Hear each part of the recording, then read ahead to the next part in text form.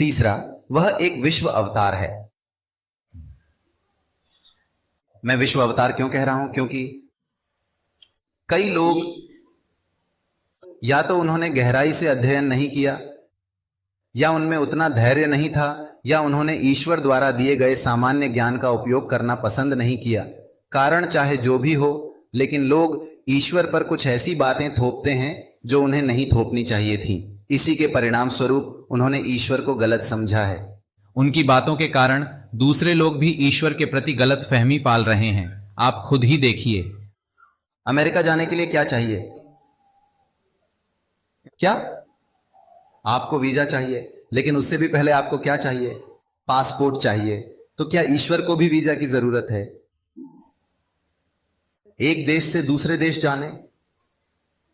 ईश्वर तो हर समय हर परिस्थिति में हम सब पर शासन करते हैं। जो ईश्वर काल और स्थान से परे हैं, क्या उनकी कोई राष्ट्रीयता या विदेशीपन हो सकता है? भला ऐसा कैसे हो सकता है? ईश्वर का बिल्कुल नहीं हो सकता। ईश्वर की बात तो छोड़िए, क्या कोरोना के लिए स्वदेश विदेश है? सर, आप ही कृपया इस पर प्रकाश डालिए।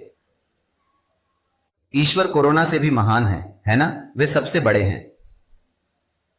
कोरोना के लिए यह देश या वह देश जैसा कोई भेद नहीं। यदि इस दुनिया में ईश्वर के बाद कोई चीज पूर्णतः निष्पक्ष है तो वह कोरोना ही है। उसके लिए कोई पक्षपात नहीं है। वह जिसने उसे बनाया है उसे भी वह घेर लेता है। तो ईश्वर का विदेशीपन कैसा? हम इतने ज्ञानी हो गए हैं कि हमने ईश्वर से धर्म को जोड़ दिया है। धर्म तो हमारी सोच है, हमारी राय है, उसे हमने ईश्वर से जोड़ दिया है। ईश्वर पर एक लेबल लगा दिया है। इतना ही काफी नहीं था तो हमने ईश्वर से जाति भी जोड़ दी। क्या हमारे कुल देवता नहीं हैं? क्या आप ऐसा कोई शास्त्र या प्रमाण दिखा सकते हैं जो कुलदेवता की अवधारणा का समर्थन करता हो? क्या आप कोई शास्त्र दिखा सकते हैं जिसमें हमारे कुलदेवताओं का कोई मूल स्रोत हो? गांव में हर कोई अपनी मर्जी से किसी देवता की पूजा करता है, फिर उसे गांव का ही देवता बना देते हैं। वे ईश्वर को गांव तक ही सीमित कर देते हैं।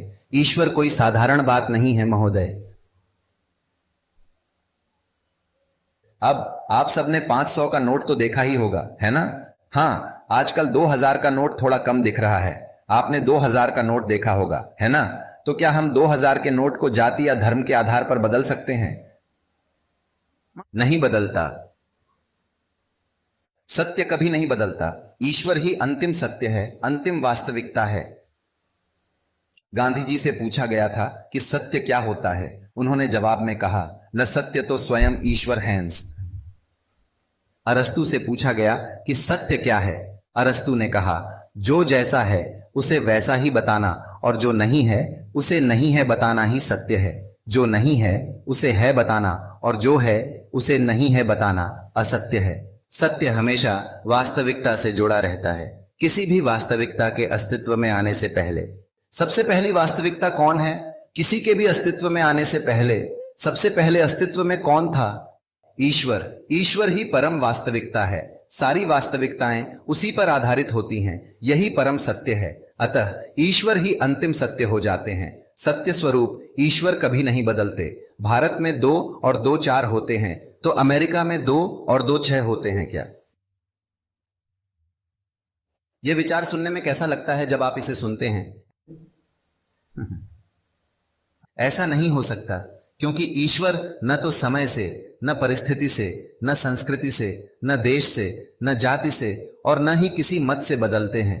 अगर आप यीशु मसीह के बारे में सोचना चाहते हैं तो आपको सोचना होगा कि क्या वे एक विदेशी ईश्वर हैं या स्वदेशी ईश्वर हैं? वैसा नहीं। क्या वह निम्न जातियों के ईश्वर हैं या उच्च जाति के ईश्वर? वैसा नहीं। आपको ये सोचना चाहिए है कि क्या वह ईश्वर हैं या नहीं। यह हमें सोचना चाहिए। यदि वह ईश्वर है तो वह सबके लिए ईश्वर है। अगर ना है तो वह किसी के भी ईश्वर नहीं है। यही तो असली सामान्य ज्ञान है।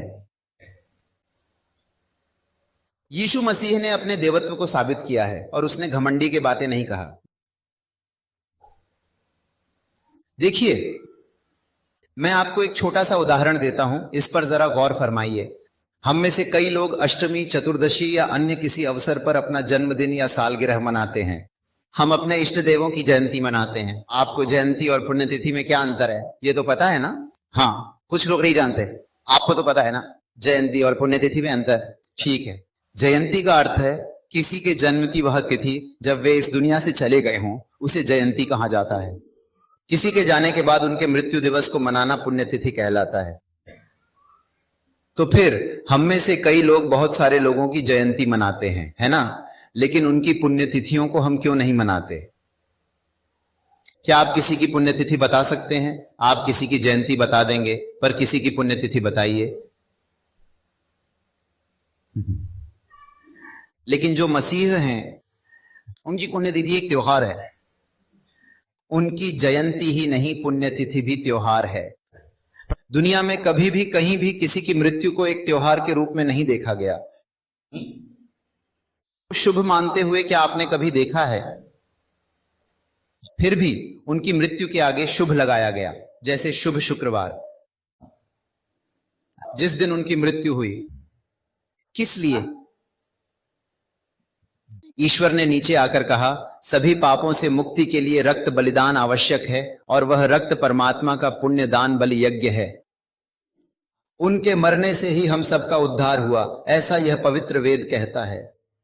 पाप के कारण हम सब मर गए। आज कोई भी मृत्यु पर विजय नहीं पा रहा है, जैसे कि कहा गया है, मृत्युर्मा अमृतम गमय। लेकिन वह हमारी जगह पर मरे, हमारे पाप की सजा चुकाई और हमें जीवन देने के लिए जन्मे थे। वह मरने के लिए ही पैदा हुए। वे हमारी जगह मरने के लिए ही पैदा हुए। उन्होंने हमें पवित्र करने हेतु हमारी मृत्यु को अपने ऊपर ले लिया। इसीलिए वो हम सबकी मौत को खत्म करने वाली मौत मरे। हम सबकी मौतों को मात देने वाली मौत है वो, ताकि फिर कभी मौत ना आए और हम अनंत जीवन जिए। उस अनंत जीवन की नींव रखी उस सूली पर मृत्यु ने। इसीलिए तो उनकी मृत्यु को भी शुभ माना जाता है। उन्होंने साबित किया। इसीलिए यह एक विश्व अवतार है। आपको पता है कि या नहीं, आप अपनी राय सुधारनी होगी। मैं सभी से कह रहा हूं, चाहे वो बड़े हों या छोटे, इस देश में जो लोग सबसे पहले ईसाई धर्म अपनाने वाले दलित नहीं बल्कि ब्राह्मण वर्ग से थे। जाकर केरल में देख लीजिए।